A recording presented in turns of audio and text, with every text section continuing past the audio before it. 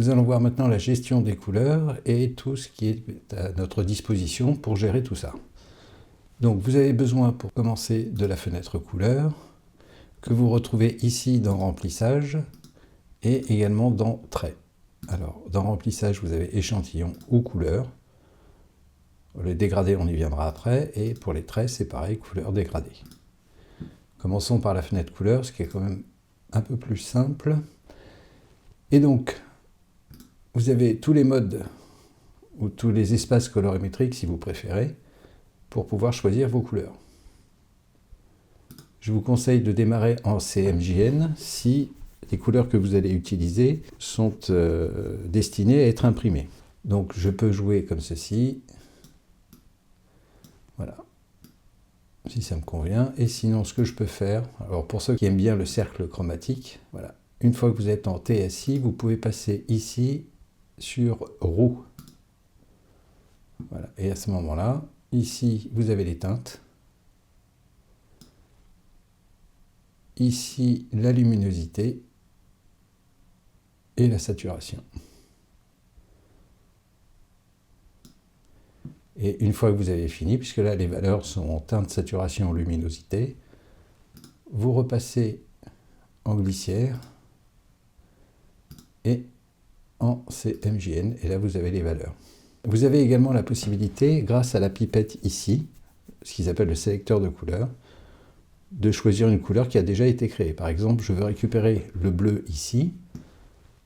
Je clique et je reste appuyé sur la pipette. Je viens me placer sur la couleur. Alors faites bien attention parce qu'il ne l'applique pas encore.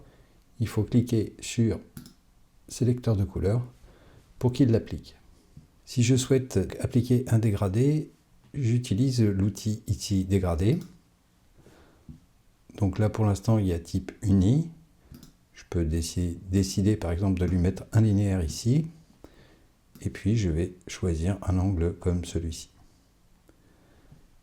Pour modifier la couleur des extrémités, ici je peux le faire de cette façon-là. Puis je vais aller chercher cette couleur ici que je vais appliquer. Quant à ici, je vais pousser un tout petit peu les valeurs. Voilà, comme ceci. Et là, je peux jouer avec le pourcentage d'occupation des couleurs. Je vais rester comme ceci. Dans les possibilités de dégrader, vous en avez plusieurs. La liste se trouve dans la barre de contrôle. Donc, linéaire, elliptique, radial, conique. Donc, je vais prendre l'elliptique, par exemple, puisque le radial, je pense que vous savez l'utiliser. Donc, bien sûr, je peux déplacer le centre de mon dégradé. Ici, je peux bien sûr en changer la taille, la répartition. Et si j'appuie sur la touche CTRL pour Mac, sur PC, je ne sais plus, si j'appuie sur la touche CTRL et que je viens jouer avec la poignée ici, alors je fais quelque chose de plus ou moins ovale. Pour ce qui est du reste, si je prends le radial, vous avez compris, et le conique. Donc le conique, c'est ça. Alors ici, je change l'orientation du dégradé, par exemple. Ici, la taille. Voilà, comme ceci.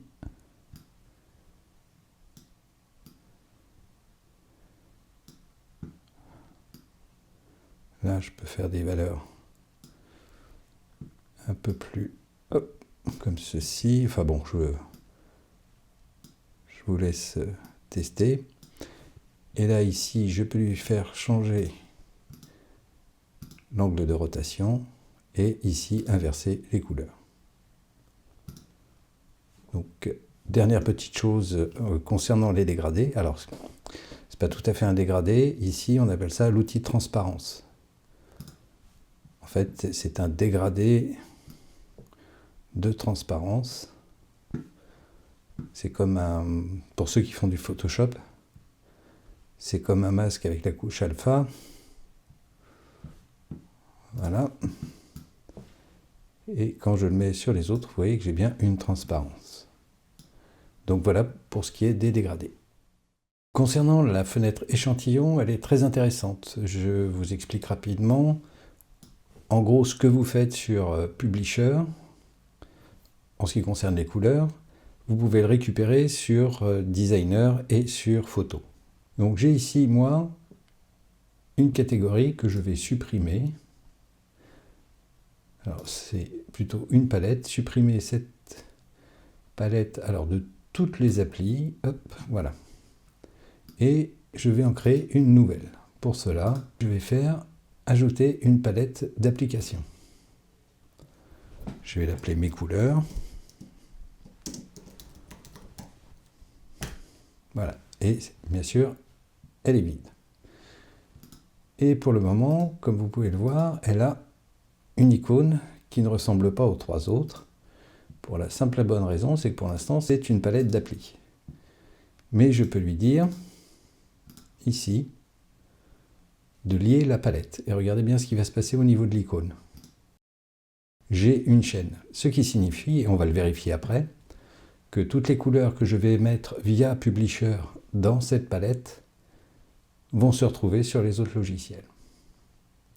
Donc je vais sélectionner mon premier bloc ici, et à cet endroit, je vais lui dire « Ajouter le remplissage actif à la palette ».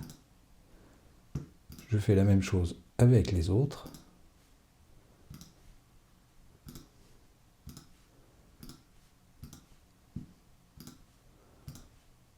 Hop, voilà qui est fait. Je vais faire un petit enregistré. Oui, non, pas la peine ça. Et maintenant, je vais aller ouvrir Designer, par exemple.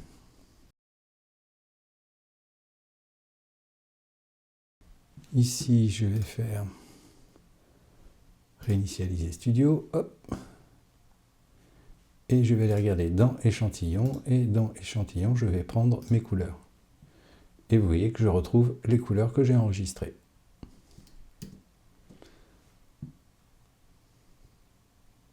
Donc, vous pouvez le faire également avec les dégradés. Une fois que vous avez fait votre dégradé, repassez avec l'outil déplacer plutôt.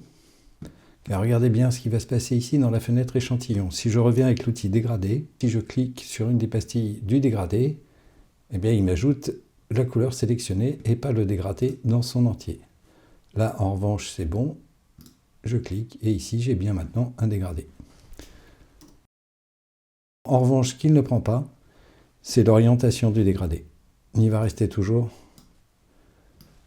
de gauche à droite, c'est à vous de le redéfinir. Si vous souhaitez conserver le dégradé avec l'orientation que vous lui avez donnée, pour ça, vous devez aller dans la fenêtre et aller chercher Style. Donc, par défaut, il en a créé un certain nombre. Je laisse ça de côté. Nous, on va se créer une nouvelle catégorie qu'on va appeler Mes styles. OK. Et ici, en sélectionnant l'objet, je vais lui dire ajouter un style à partir de la sélection. Donc voilà, il l'a appelé style 1. Donc je peux le renommer. Je peux faire grade 1 par exemple. Hop. Voilà, vous le nommez comme vous voulez.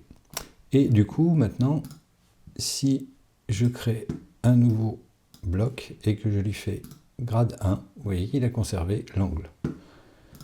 Dernière petite chose concernant ce style, si vous le liez la catégorie, comme tout à l'heure avec les échantillons, je récupère mes styles dans toutes les applications. Ici, si je vais dans mes styles, je récupère mon dégradé ici. Parlons maintenant de la fenêtre contenu.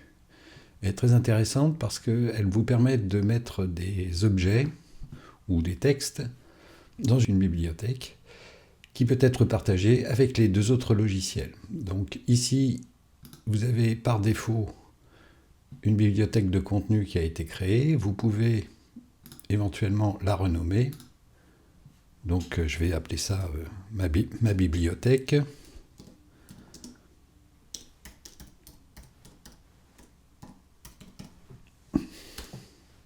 Et je peux en créer autant que je veux, hein, bien sûr.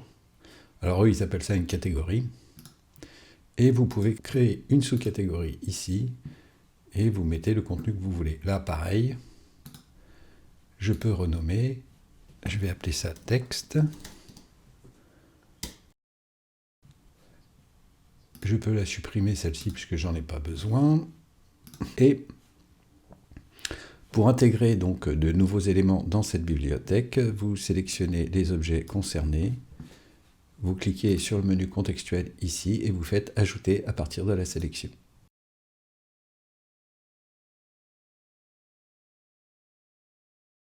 Je vais faire la même chose avec texte par exemple. Ici, vous voyez, je vais faire ajouter. Si je veux le partager par exemple avec designer, voilà, je l'ai lié donc.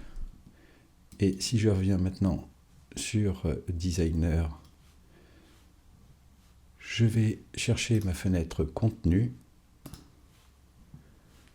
qui se trouve ici et je vais aller dans ma bibliothèque liée et je récupère mes éléments. Si vous devez travailler avec un ou une collègue et qui aurait besoin de récupérer ces éléments, vous avez la possibilité, étant donné que Affinity ne dispose pas du cloud, vous avez la possibilité de faire un exporter et importer également. Et ce, pour vos contenus comme pour vos échantillons. Ici, importer, exporter, comme palette d'applications, de documents ou palette système. Faites palette d'applications, ça suffit amplement.